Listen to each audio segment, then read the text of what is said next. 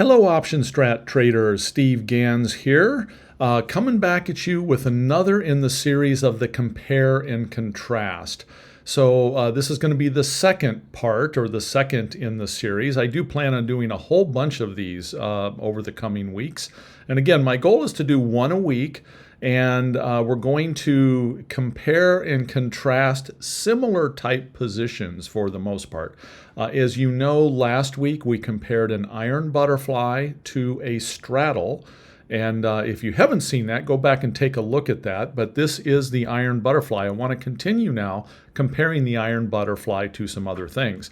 In last week's episode, we did an iron butterfly, and then we did a straddle, which is essentially an iron butterfly that does not have these long wings or protection on it, and therefore it was an undefined risk trade. So last week we were comparing a defined risk trade, the butterfly, to an undefined risk trade, which would have been the straddle. So this week I want to compare, again, the butterfly, since we're getting some familiarity with it now, against a similar type of trade of an iron condor. So let's first compare these two. Now this is the shape of an iron condor, if you're not familiar with that. So, but I want to look again at how these compare and how they contrast. So how do they compare? Well, they compare because both of them are selling a short put. In this case, we're selling the 4100 put, and we're selling a 4180 call. So we're selling one of each short strike, and we're buying one of each long strike. In this case, I'm doing it 10 points out. So this is called an iron condor with 10-point wings. The wings is the definition of the difference between these strikes, which does also kind of tell you the amount of risk that you're going to have in this trade. So that is our condor structure here. Again, selling two shorts, one put, one call, buying a put. So let's see how that compares to our butterfly. So our iron butterfly is essentially the exact same thing. We're selling two short strikes. We're selling a put and a call. We just happen to be selling these two at the same price here. Okay, now that's where you get the most juice. If you're selling options at the money, that's where the extrinsic value, the amount of money that we want to have drip out of those options if we're sellers over time, the theta decay is another way of looking at it. That's when it's going, or where it's going to be at its maximum usually. So we want to sell close to at the money, which is what we're doing here. And then we're going out and we're buying these wings. Okay, so it's the same configuration in the sense that we're selling a call, we're selling a put, we're buying a call, we're buying a put. Okay, so another way of looking at both of these trades is that we're essentially selling two different verticals. So let me just show you what that looks like here. So let me come in. I'm going to exclude both of these calls, and you can see that we're just selling a put vertical here. Okay, that's all we're doing. And then we're also selling a call vertical, which is the other half of this. That's one way of looking at it. Now, other traders look at it a little bit differently. It still gets you to the exact same place, so let me just clarify that. But other traders might look at this and say, well, we are selling a straddle, okay, which is an undefined risk position. Okay, so in other words, if this market moves big one direction or the other, that can give us some huge pain. But you know, you can see here's the diagram, and again, this gets into what we discussed last week a little bit. This is the diagram of the iron butterfly when we pay for this outer protection. So when we buy these wings, we're spending a lot of money to buy these wings to get that protection, but we've got the protection. So anyhow, some people look at this as selling a straddle and then buying a strangle. That's another way that you'll sometimes hear this referred to. And I'm going to put all of this in the description below, so there will be a written description down there for you as well. And I would also say that in OptionStrat, if you just come up here under Build and go to your designed, your design position here, it's going to tell you all these details as well. This is really laid out excellent for people learning. So again, I'm going to come back. I'm going to include these again so that we get back to our butterfly configuration. So those are the ways that the butterfly and the condor are similar. Again, we're dealing with essentially the same strike configuration. Now let's look at how they contrast. How are they different from each other? I should say there's one other way that they're similar as well. Let's look at how this decays, okay? So in other words, if we come in and we look early in this trade, so if we put this trade on today, for example, in the first week or so, it's going to start decaying like this. You can see this is a negative delta trade. Because this is what we call a flat fly, it's equal wings on both sides, and there's something in the market, which I'm not going to get into here, called put skew. We'll do another session on that in the future. That makes this be a negative delta trade. So this trade is going to benefit through time decay, but also if the market pulls back. Again, that's because it is a flat fly. So we can look at how this decay takes place over time. Now, let's do the same for our condor, just so you see that they're also similar in this manner. If we come back to a few days in on this trade, you can see we're also negative theta here. We can see our Greeks, by the way, if you have the higher level version of the trade, we can see our Greeks here and see that we're, excuse me, I said negative theta, negative delta, I apologize. I'm running on about 2 hours sleep after the trip back from Hawaii here. So anyhow, this is negative delta, just like the butterfly is. So those are the couple things or the ways that they are in fact similar. Now let's look at the ways that they might contrast each other. So one of the first things you'll see is that this particular trade carries a higher level of risk. It has a maximum loss of $510.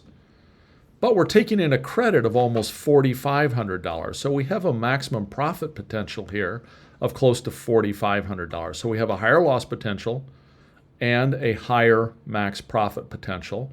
We have about an 18% chance of profit. Our break-evens are, let's call it 4,100 and 4,185, okay, somewhere in that general range. Now let's look at the condor. So our chance of profit is about the same. Our break-evens are very similar. Our maximum profit, however, and the net credit we're going to take in is $815, but our max loss is only $185.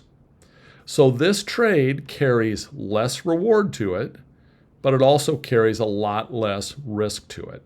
Now, I should also point out that everything that I'm doing here is done in SPX.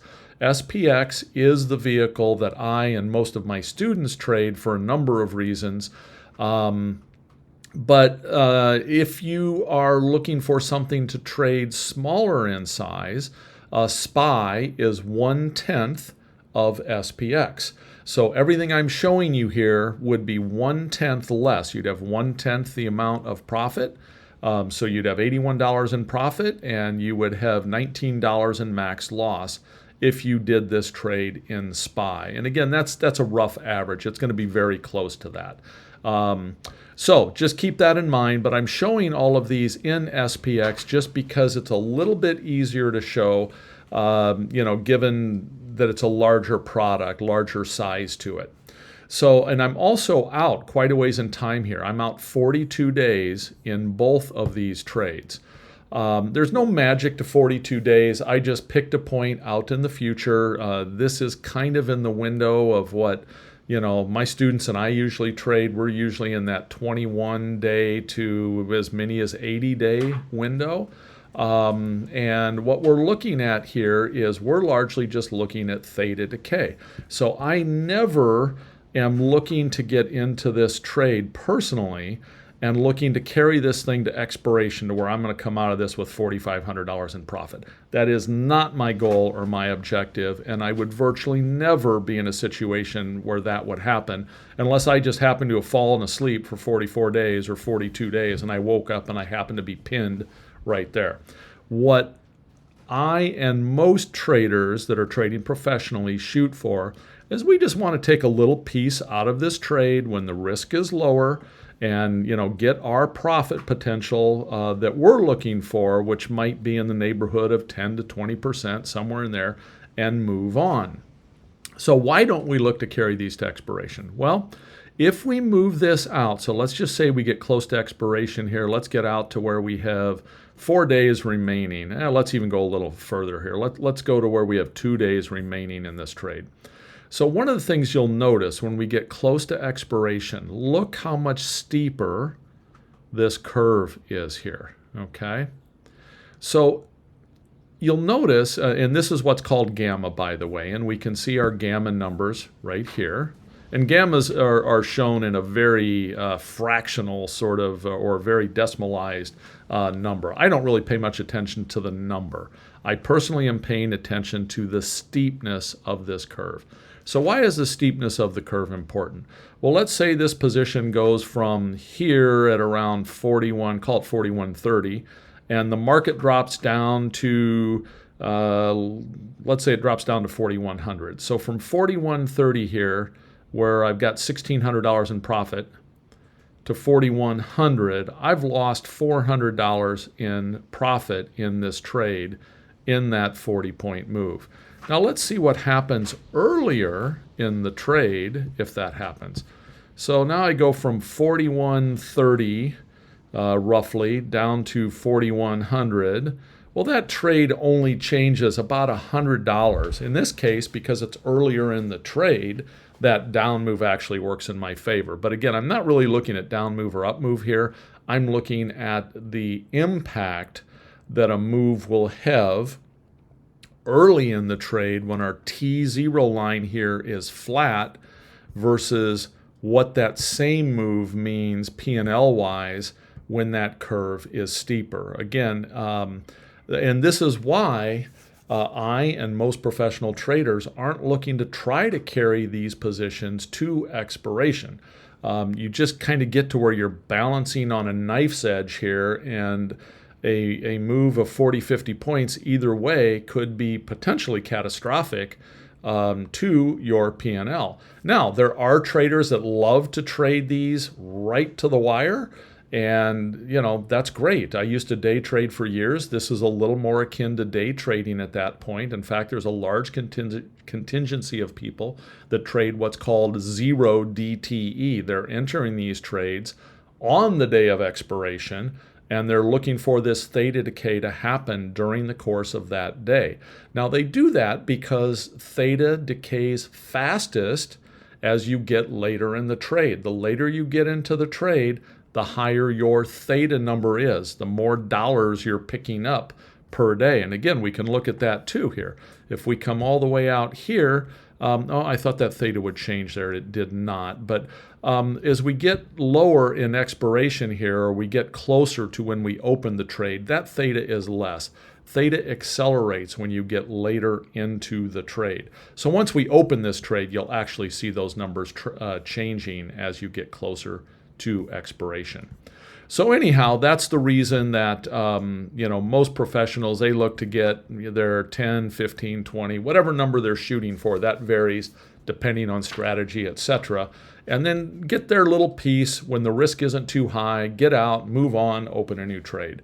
So anyhow, so that is the differences that you'll see here between the Butterfly and the Condor. Again, very similar trades.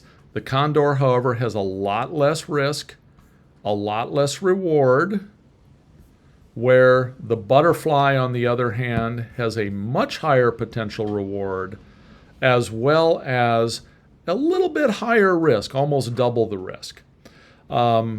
So those are things for you to look at. Now I'm going to go ahead, I'm going to open up both of these trades, and I will share with you the link for them as well. So I already actually had one of these open. I'm just going to overwrite it, put this new one in there. Oh, I had deleted that previously. So let me just give this a new name.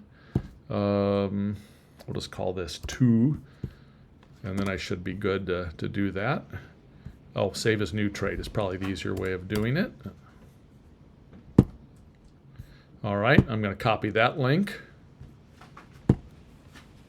And then I'm going to come here to the Condor. And we're going to save that trade as well. And copy that link. And then I will share both of these in the description below. I would also like to ask a favor of you. Many of you have already commented as to other compare and contrast that you would like to see. But keep giving me ideas. I've got a whole bunch of different ideas that I'll be rolling out again in the coming weeks. Just to give you kind of a couple examples of things that I'm thinking of.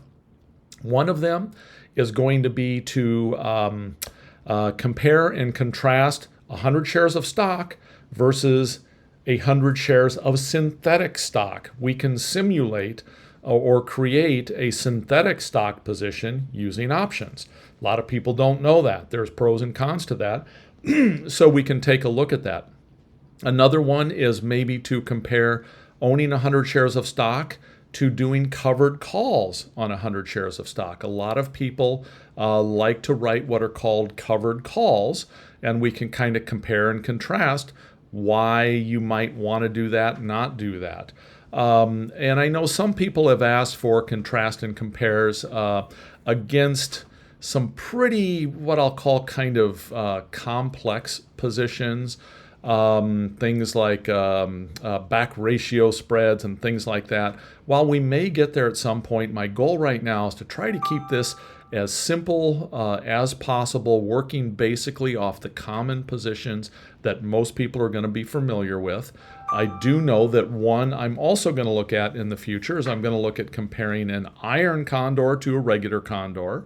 I'm also going to look at comparing a what I'll call an equal wing condor or butterfly to a broken wing condor or a broken wing butterfly. So those are some of the ideas that are kind of spinning around in my head up here. But I'd like to hear from you. So again, please make comments in the contrast and compare or compare and contrast comments below. And let me know if there's other ones that pop into your mind as well, and I'll be building out this list. So thank you very much for everyone. Sorry if I was a little crazy today here, again, running on just a couple hours sleep, but I wanted to make sure I got this out. So it's good to be back in California and look forward to building out this series. Take care.